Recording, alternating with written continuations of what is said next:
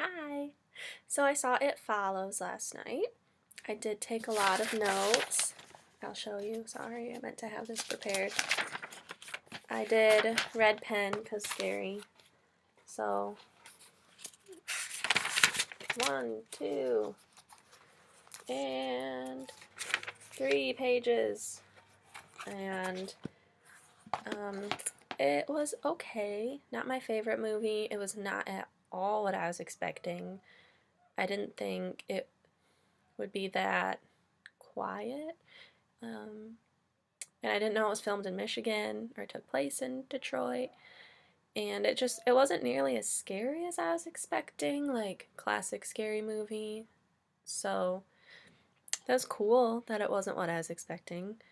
I think it connects to the course themes, well, because it's about sex, but I didn't really know what to make of it, and I'm really glad I stayed for the little discussion that happened afterward with the little film club that was there.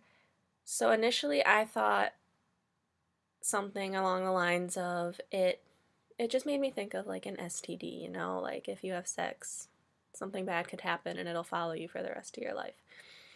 And one of the people who had like researched it and was a part of the people who put the movie on had said that David Robert Mitchell himself had said that this movie is not supposed to be anti-sex. So maybe that wasn't what he was going for. But someone else said maybe it's pro-sex because you have to keep having sex to stay alive.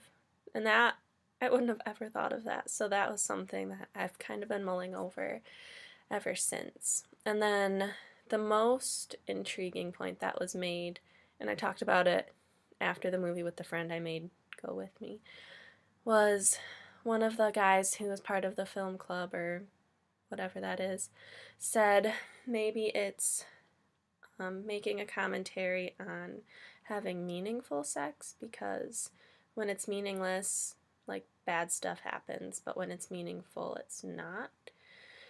So, those were all things that I thought related to the course.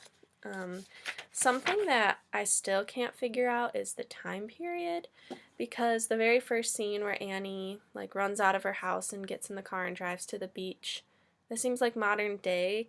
If I remember right, it was like a modern day car and she had like an iPhone.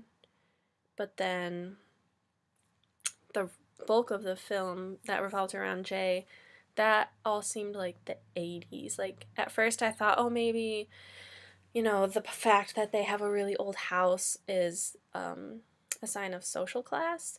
But then like everything was 80s, like all the cars and the fact that there were no cell phones, there were only cord phones and the TVs and the style and just all of that. So initially I thought that maybe the beginning scene was like present day and then the rest of the movie about Jay and stuff was like giving us insight into how that present day scene occurred and like why she was doing that.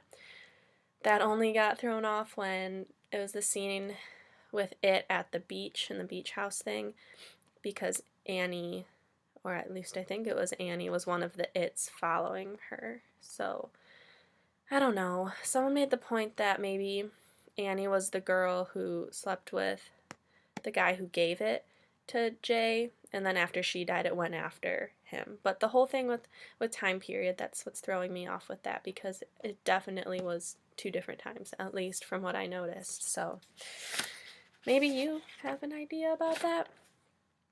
Um, Another thing was the music. That was weird. It was very like heavy synthesizer and then just like weird string effects, and I don't know, it was very off putting. So, I mean, it achieved its purpose, but definitely like one of the weirder movie scores I've ever heard. And after the movie, all of the film people were like, oh, I loved that score, and I just really wanted to say I didn't, but I didn't.